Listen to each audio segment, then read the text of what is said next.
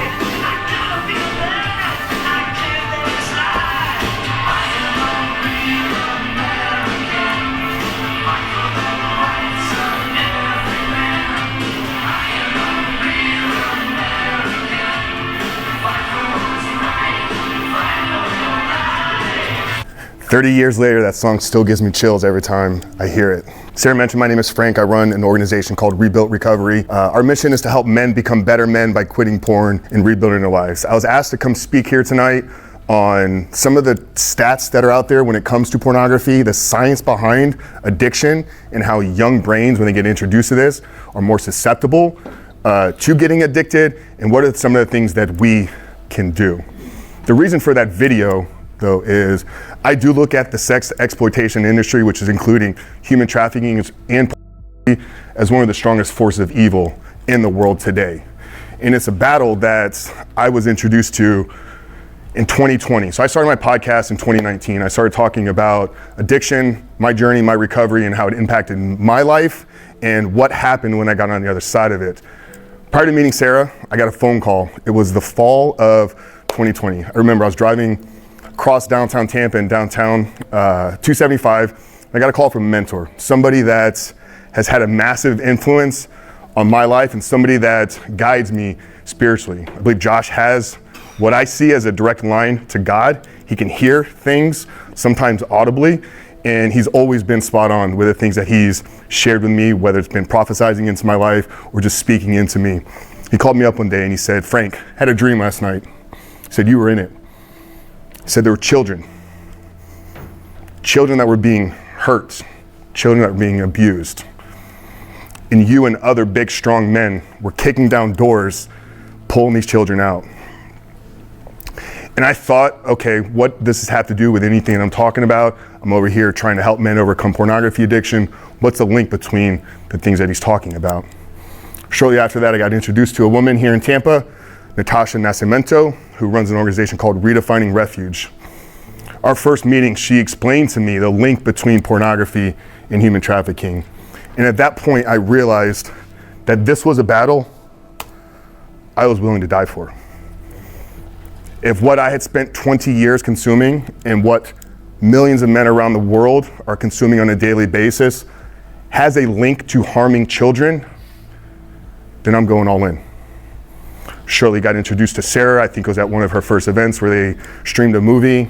And I've been fortunate and very blessed to help, serve, speak, do anything I possibly can here with this organization. But I speak to a lot of young men on a daily basis. And I do think that there's a crisis out there with young men right now. And I think a lot of that crisis is rooted in lack of purpose. This quote by John Eldridge always hits me, that deep in his heart, every man longs for a battle to fight, an adventure to live, and a beauty to rescue. So my goal here tonight is to educate, number one, talk about some of the real things that are happening out there with our children and what that's producing with young men in the world, and hopefully inspire some of you as well to maybe get a little bit deeper into this fight. You know, I believe it's the things that we consume in our early years. You know, I opened up with that Hulk Hogan introduction. I was a big fan of Top Gun, with Tom Cruise. You know, real movie, good versus evil out there. The hero comes in willing to give his life up for his brothers, willing to give his life up for something good. Mr. Miyagi always spoke to me as well, because I think in some of the teachings and some of the lessons about how to wash a car, about how to paint a fence, there's deeper meanings about how to defend yourself, but in reality, those are life lessons. So the things that we consume in our childhood years shape who we become in our adult life. I grew up idolizing guys like Hogan, big muscular stars. I went on to compete in bodybuilding. This was taken a few weeks back at Natasha's event, where I think almost $400,000 were raised specifically for this cause here in the Tampa Bay area. So modeling the Top Gun, I've been fighting evil for the last 3 years. And I've been coaching pretty much my entire life. But whether it's been the fitness coaching that I've done, the business coaching that I've done, the porn recovery coaching that I've done, the life coaching that I've done, it's always these smaller lessons that feed into bigger life's missions. So who is Frank Rich? Well, I talked about it, former bodybuilder, entrepreneur. I'm a certified men's health and recovery coach, the owner of Frank Rich Fitness, host of the Superhuman Life podcast, which has been incredible for the last 4 years. I've been able to interview experts, authors, entrepreneurs, real world changers. And a lot of things that I'm gonna share here have been things that I've been taught through others. And then as Sarah said, I'm the founder, CEO of Rebuilt Recovery, where we help men overcome pornography addiction. So how did I get here?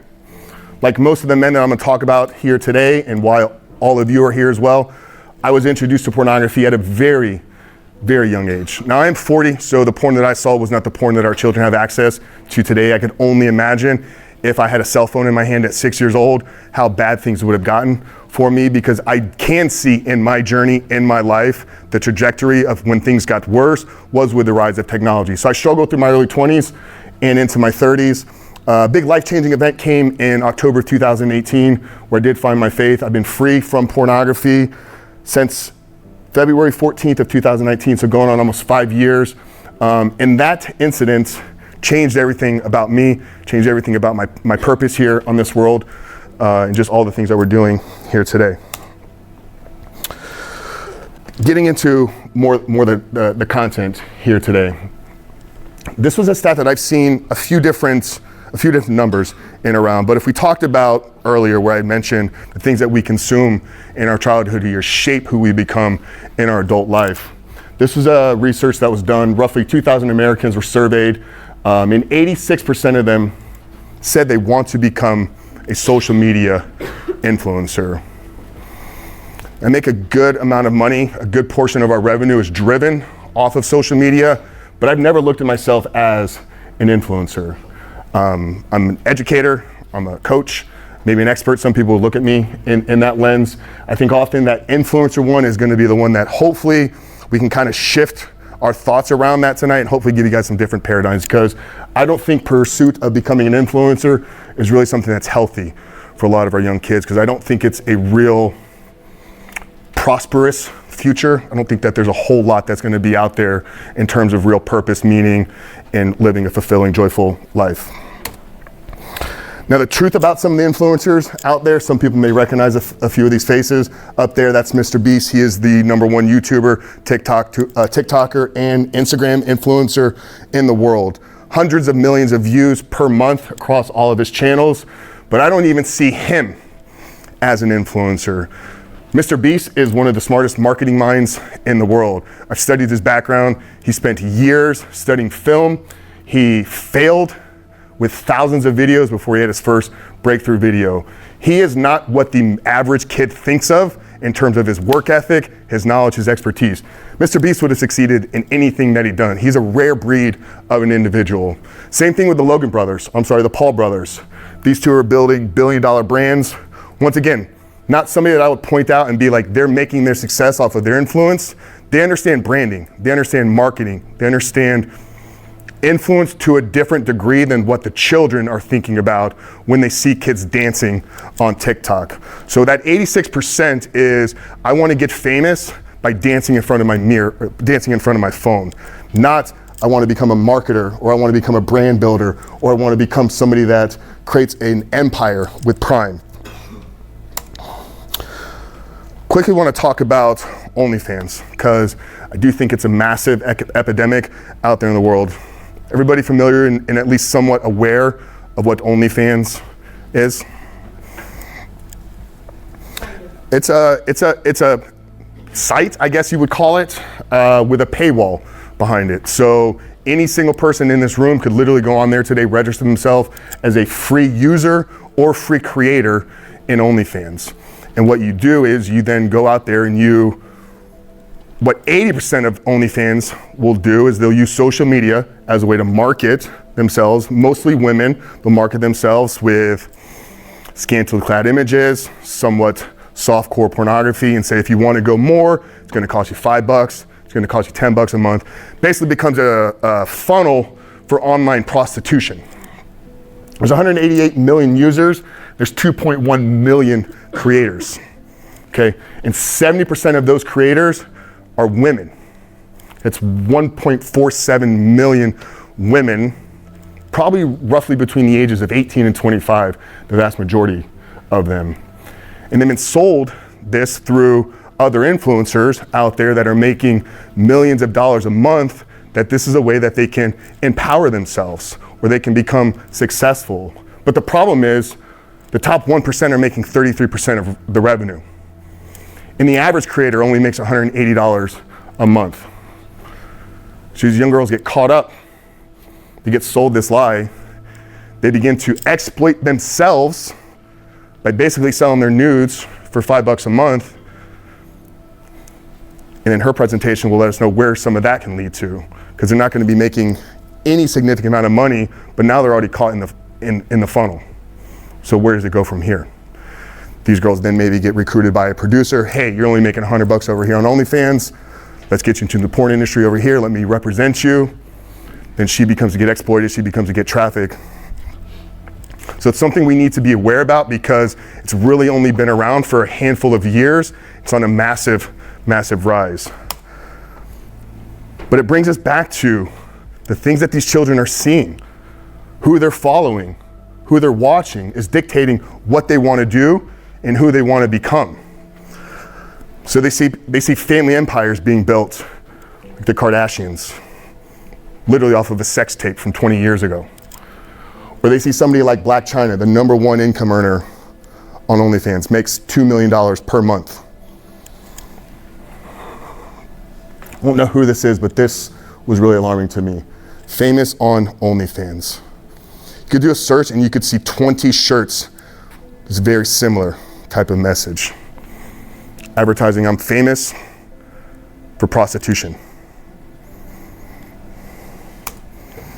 But I think the men actually have a bigger role here as well. And I'm glad to see as many men in the audience here tonight. Quick search on, literally this afternoon on Google, subscribe to my girlfriend's OnlyFans. This is a common shirt I'll see all the time in gyms here locally. Only gains.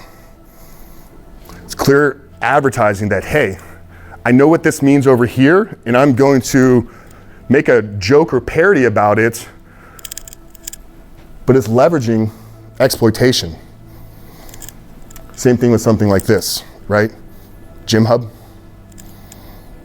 I think most of us are probably, and if not, we need to be aware of what that logo right there is representing. I knew what it was. Yeah. I didn't. Got it now. And there's an infinite amount of companies out there that are using this brand.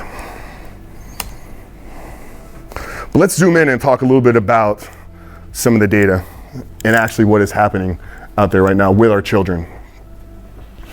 So 93% of boys, 60% of girls have been exposed to internet pornography before the age of 18. The average age, and you'll see different statistics in and around this. I landed on 11.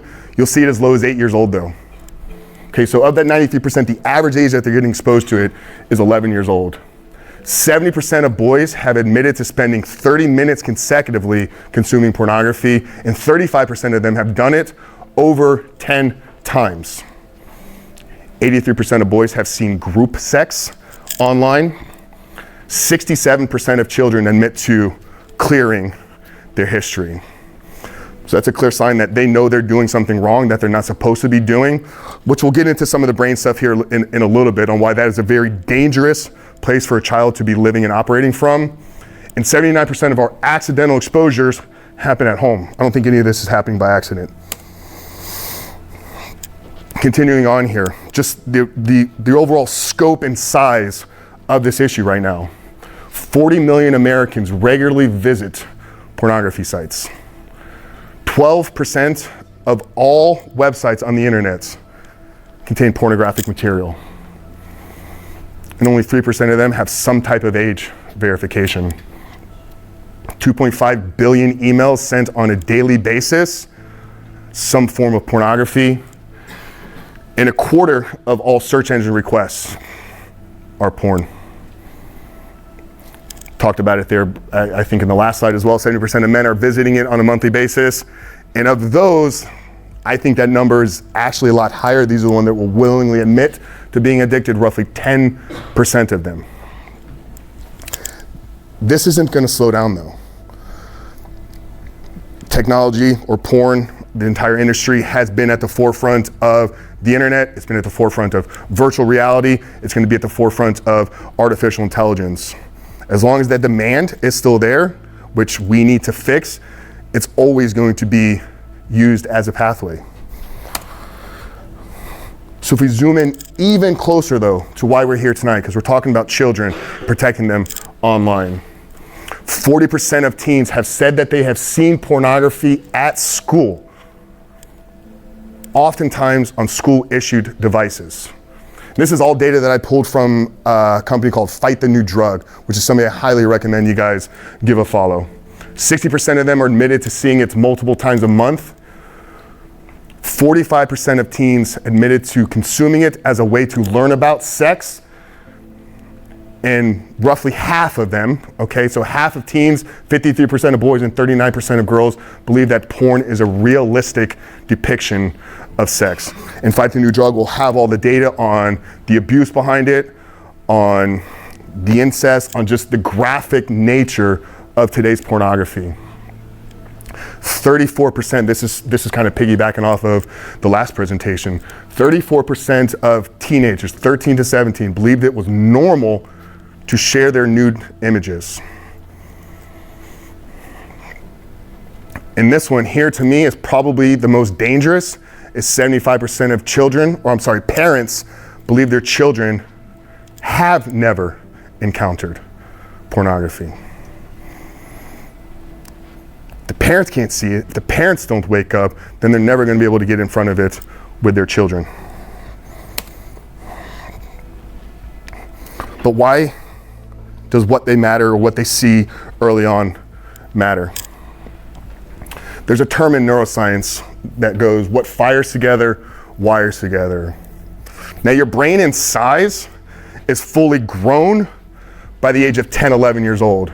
The development part of it though is somewhere around the age of 25. It's a little bit younger for girls, 22 to 23, and some men it's 26, 27. But on average, our brain is fully developed in its nature at 25 years old.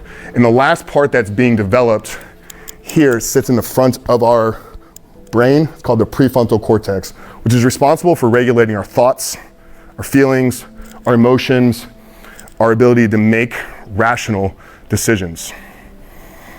So if we're exposed to it at 11 years old, and that now becomes the way that when we're stressed, when we're angry, when mom yells at us, when things don't go our way, if pornography or some other vice, video games, some source of technology becomes our way to regulate that emotion as a child, our brain is wiring that together that when Frank is stressed, his pathway to process that stress is through acting out with pornography. That becomes hardwired and ingrained into the patterns of behaviors. Our brains are known as a prediction learning machine. So the reason it takes to 25 to get fully developed is because you need that bandwidth of life experience to predict the rest of your life. So by 25, your brain is trying to say, okay, when this happens, this is the default behavior. So for 14 years, every time you've been stressed, anxious, tired, you act out with pornography. Then for the next 60 years of your life, your brain is going to want to immediately respond anytime you're feeling any of those emotions, anytime you're presented with any of those life's challenges. So where does this lead to, though? We get a few dozen submissions per week into our coaching program. We have an application process that we go through where we ask a series of questions. 2 slides of screenshots here that I'm gonna show you. This was literally just in the last few weeks from men that have reached out to me personally and asked for help with an addiction that they are not able to break free from. So you have a young man here, he's 21 years old. His profession isn't really relevant, I just need to leave it in there. The question that I ask here though is explain your struggle to me. I'm not asking about their past. I'm asking about what they're currently struggling with. Young man, 21 years old, have just struggled overcoming it for the last 9 years or so of my life. He is aware at the age of 21 that for 9 years, do the math, 12, he's been struggling with a pornography addiction. The next one, 21. I've used it excessively over almost a decade. It's affected my confidence and my ability to have sex and be intimate with real life partners. A decade, 21. It's 11, 10, maybe even younger. Next one, since 10 years old, very close to my father, but he was abusive. I use it to escape from that and not fitting in. 26 years later, and it's still something I struggle with deeply. What fires together, wires together. I've struggled with years of porn and porn addiction. I've lost hours at this time. I haven't been able to release when I'm with a woman before. I haven't gone without porn or masturbating since I was 16 for a month. I had a problem with porn and masturbation since the age of 13. I'm not sure if addicted is the right word here, but porn has been a part of my life since I was 13 or 14 years old. I had a problem with PMO since I was 11 years old. It's been a constant fixture in my life. Can keep going. I've been watching porn and masturbating for as long as 15 years. I think I was a 28-year-old man. I've been struggling with predominantly masturbation since 16. I've been addicted to porn since I was puberty, since the age of about 11. Social media is full of promiscuous people. It's kind of like light porn. Okay, this is one I hear all the time, is these apps out there become a trigger or become the funnel, the gateway. I've been struggling with porn and masturbation since the age of 14 and 15. This is 2 or 3 weeks, just a small fraction. I could open up my inbox right now in Instagram daily. I hear from 10, 11, 12-year-old boys that feel lost, hopeless, don't know where to go, don't know who to have a conversation with. So that's why I care so much. But what can we do here in this room? How can we begin to make change? How can we begin the catalyst for getting this back? And I think the first thing is becoming aware. Not aware of what the children are doing, being aware of what we're doing. Because I think they're gonna model what they see in the homes. I'm gonna be a little bit more harsh on some of you guys here than Sam. Sam said monitor your children's phone devices. I would say start by monitoring yours. The average adult spends 3 hours and 15 minutes on their phone, okay? They check it 144 times a day.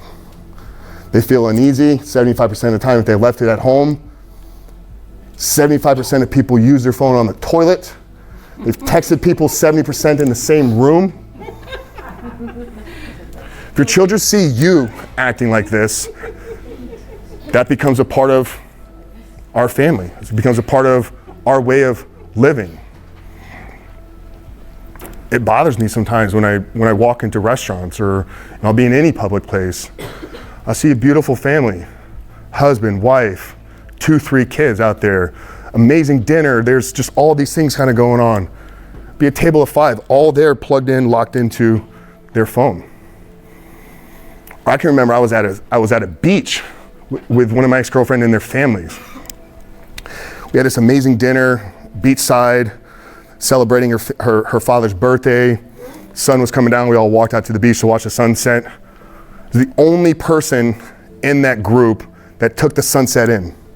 Every other person was watching it through a lens. And I get it, right? It goes everywhere. with me. It's a lifeline. It's how I run my businesses. It's how I make my money. It's how I stay connected with people. But I've been very intentional about my use. So phone doesn't go into the bathroom. Phone doesn't go into the bedroom. I don't even have children, and these are things that I'm beginning to practice now. A, for one, because I need to be able to walk in integrity with the men that I coach with, but also because I'm preparing myself to be that father that can have the hard, harsh conversations and be willing to take it away, because I know it may not be the best thing for them. So I think the first thing we can do is we can become aware of ourselves, but also obviously everything that you guys are learning here tonight. Secondly, you guys are here tonight getting educated. I think we can continue to learn. Hopefully your education on this material doesn't stop here tonight. These are two images that I always go to because for me, there's been a challenge to get into some rooms. There's been a challenge for me to have conversations with certain people. There's been pushback on the fact that even the work that I do is sometimes labeled as scam artist, snake oil salesman, because in reality, pornography addiction in the clinical world is something that is not fully accepted. There's a book that's clinicians will point to, the medical field will point to. It's called DSM-5. The DSM-5 is a resource for all behavioral addictions, gambling, sex, drugs, alcohol, video games. The one behavioral addiction that is not in there is the addiction to pornography. For one, I think that it's so early on in the internet, in the stage that we have it here today. It's really only been around 20 years. So I think a lot of the things that we are beginning to understand, science just hasn't caught up with it. But if we go back 50, 60 years, there were doctors that were recommending Camel cigarettes to pregnant women. If we go back 140, 150 years, you could order cocaine toothache drops. So we obviously know now, because the research has caught up to it, that both of these are very harmful and very dangerous, and we can stay away from them. But if we wait for this to take place, where could your children end up? Or how bad could this issue get? So I think we have to continue to educate ourselves. Obviously what you guys are doing here tonight is great, but continue to find resources, continue to get everything that Sarah and her team are sharing. I think the biggest thing all of us can do in here, especially the ones that are parents, is become the role model. Have the behavior in your life that you want to see your children model.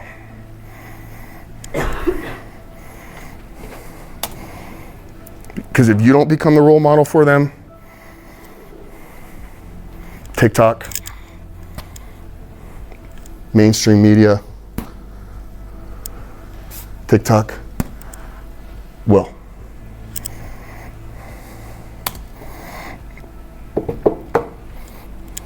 This is Diani.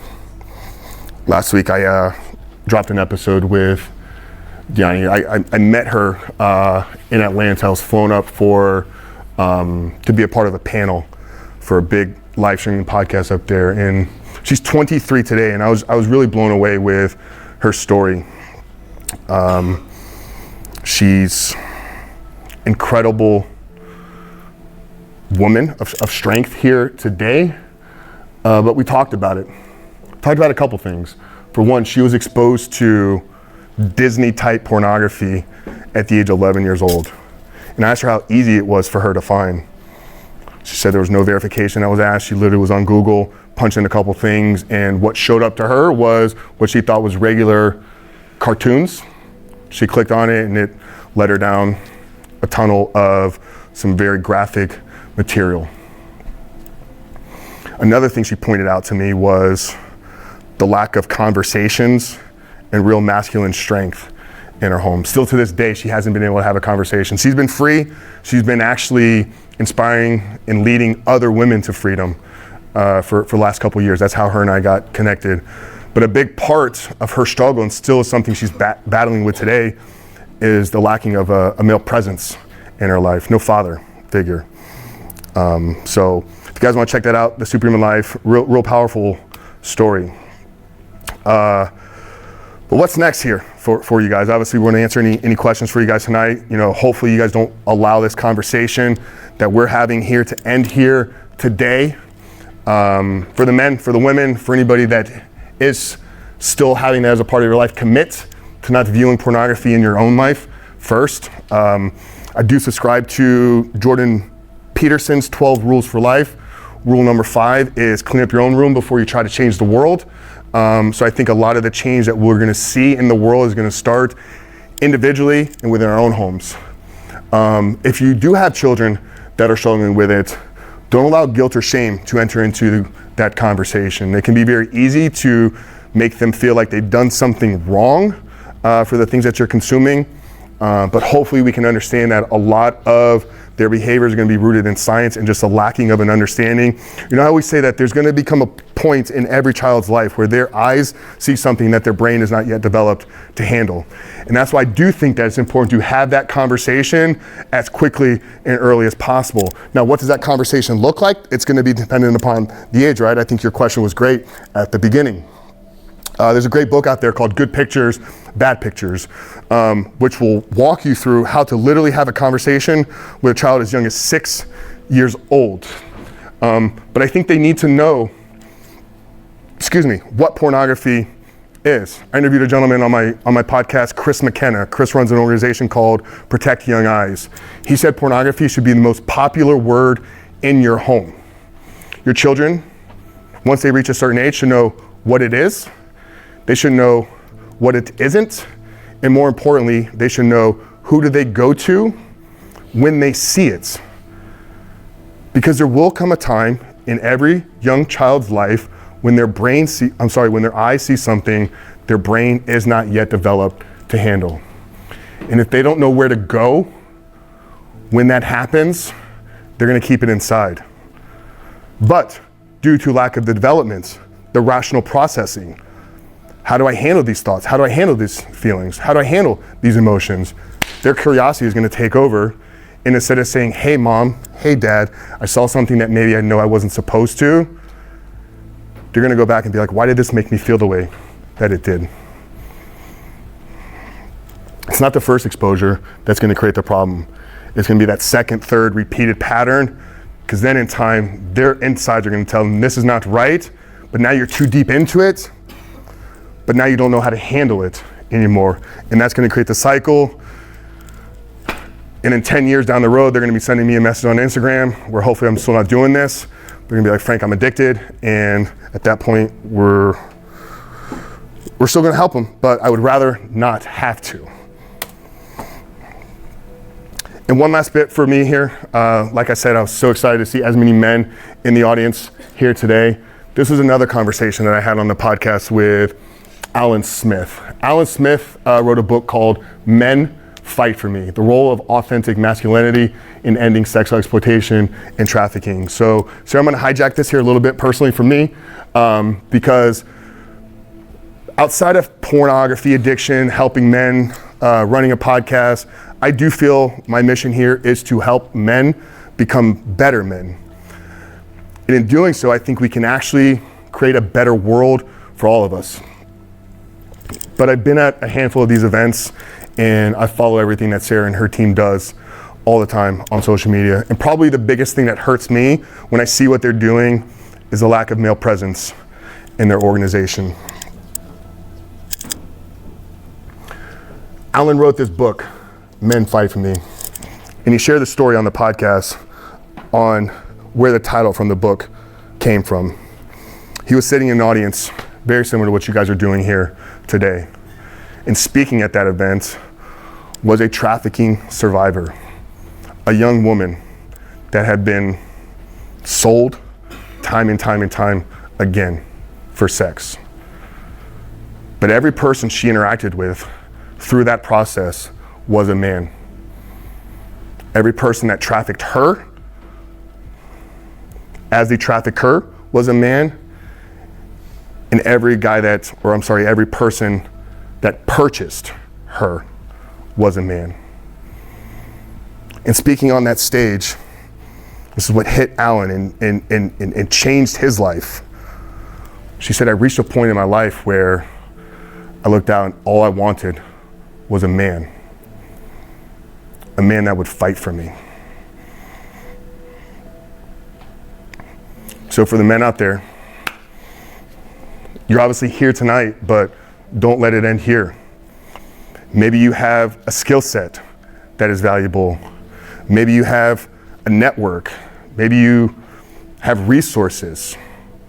Get plugged in, because this is a fight that we are fighting men, because men are the consumers of all of this. And I believe that it's going to be a fight that's going to be won by men.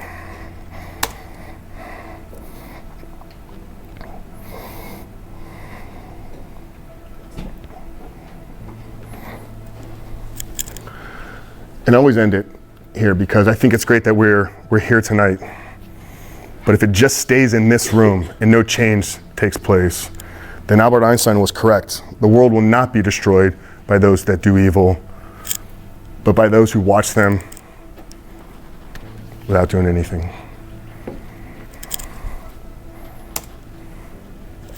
Thank you.